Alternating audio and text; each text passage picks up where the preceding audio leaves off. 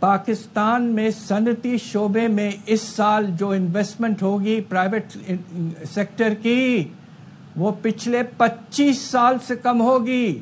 1999 2000 سے کم ہوگی real terms میں. جی السلام علیکم سر، بہت شکریہ وقت دینے کا. پہلے ذرا اس پہ رہنمائی فرمائے گا، چونکہ آپ نے نمبر زیادہ و شمار بہت آپ تجزیہ کرتے ہیں.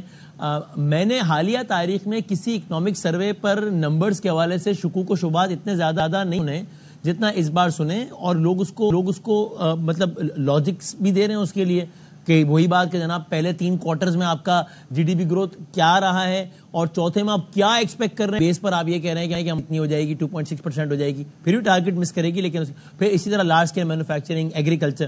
تو آپ کا کوئی اس پہ ہے ابھی صاحب ذرا اندازہ یا ریسرچ کے طور کہ آپ کے خیال میں ریئلسٹکلی کہاں کھڑے ہیں؟ اگر میں 3 شعبوں کو اسپیسیفائی بھی کر سکوں، اگر G D P growth, industry اور ایگریکلچر کے اعتبار سے ہمارے ایکچوئل نمبرز کیا ہیں؟ جی بسم اللہ الرحمن الرحیم. دیکھیے اس سال کا جو شرح نمو پیش کیا گیا ہے اس میں جو پریشانی کی بات ہے کہ آغاز میں 2 ہمارے جو سب سے اہم شعبے ہیں، یعنی کہ میجر کراپ سیکٹر جو بڑی بڑی فصلیں ہوتی ہیں، اس میں 13.5% منفی، اور دوسری طرف آپ کا جو لارج اسکیل مینوفیکچرنگ یعنی کہ بڑے صنعتی شعبے سیکٹر میں منفی 1.5% ہونے کے بعد بڑا عجیب سا لگتا ہے جب ایک واضح طور پر 2.7% کا جی ڈی پی کا آپ کہہ رہے ہیں کہ شرح نمو ہے. اور حیرت انگیز بات یہ ہے کہ جن سیکٹرز میں سب سے زیادہ اضافہ بتایا جا رہا وہ بہت ہی عجیب سیکٹر ہے. آپ کو سن کے حیرت ہوگی کہ سب سے تیز رفتار جو سیکٹر ہے اس سال وہ ہے electricity generation and distribution, gas distribution and water supply. اس سیکٹر کی گروتھ ریٹ 28.8% ہوئی ہے،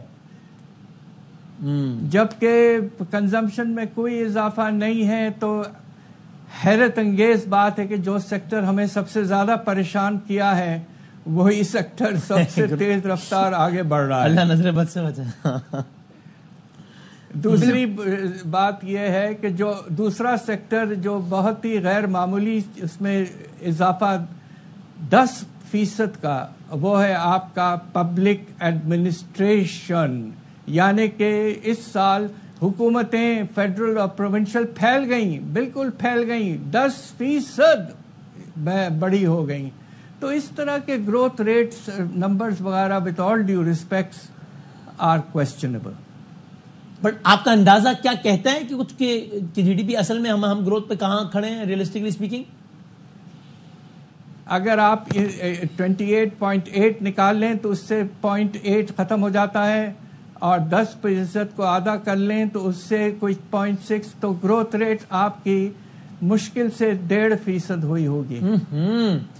اور ایک کوئک کوشچن یہ بیفور آئی موو فارورڈ کہ اب جو ٹارگٹ جو سیٹ کیے گئے، اگین ہم زیادہ تفصیل میں نہیں جاتے، لیکن اگر ہم جی ڈی پی اور انفلیشن کی بات کر لیں، جی ڈی پی آئی گیس 4.2 اور انفلیشن 7.5 رفلی جو سیٹ کیا گیا آنے والے مالی سال کے لیے، یہ کتنا ریئلسٹک ہے آپ کے خیال میں؟ یہ ٹارگٹ بھی مس ہوگا؟ اور سر اس کا ایک سپلیمنٹری یہ بھی کہ جو ابھی نمبر ہمارے پاس 4.2 کا آگے ٹارگٹ جو ہے، اس کے اوپر اے ڈی بی کو بھی تحفظات ہیں، ورلڈ بینک کو بھی ہیں، اور آئی ایم ایف جی، وہ تینوں کا یہی ہے کہ ہمارے پاس جو گروتھ کا اگلے سال ٹارگٹ یا جو ہمارا اچیو کر سکتے ہیں وہ آلموسٹ 3%، 3.1%، اس سے اوپر نہیں جائے گا.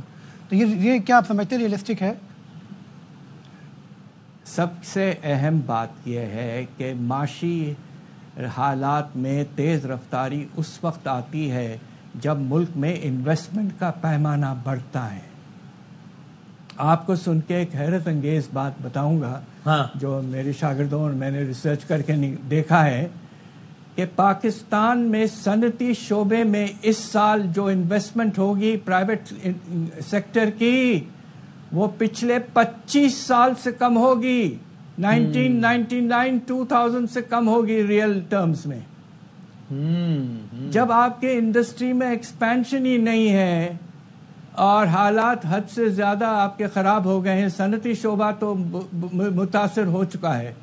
دوسرا آپ کا جو دوسرا شعبہ ایگریکلچر کا، اس میں آپ نے پالیسیز اس قدر تبدیل کی ہیں کہ پروکیورمنٹ سپورٹ پرائسز کا نظام ختم کر دیا، فرٹیلائزر پہ سبسڈی ختم کر دی، تو وہاں بھی گروتھ کہاں سے ہوگی؟ تو مجھے افسوس سے کہنا پڑتا ہے کہ مشکل سے 2 سے 2.5% ہوگا، اور اللہ چاہیں گے کچھ بہتری بات ہوئی تو شاید 3% تک پہنچ جائیں. مالک صاحب آپ کو سوال کرنا چاہتے ہیں؟ حفیظ پاشا صاحب ہیں ہمارے ساتھ. ڈاکٹر صاحب السلام علیکم، مالک بول رہا ہوں. جی سر ایک چیز بتائیں، کل آپ میرے شو میں تھے، آپ نے بڑا ہی انٹرسٹنگ چیزیں پوائنٹ آؤٹ کی. آپ نے یہ بھی پوائنٹ آؤٹ کیا کہ اسٹیٹ بینک نے 2400 بلین ان کو پروفٹ بھی دیا، اور تب انٹرسٹ ریٹ 22 تھا. اب اس سال اس بجٹ میں پھر انہوں نے اتنا رکھ دیا ہوا ہے، جبکہ انٹرسٹ ریٹ 11 پہ آ گیا، اور کل فائنانس منسٹر نے ہمارے شو میں کہا کہ وہ شاید سنگل ڈیجٹ میں بھی آ جائے گا.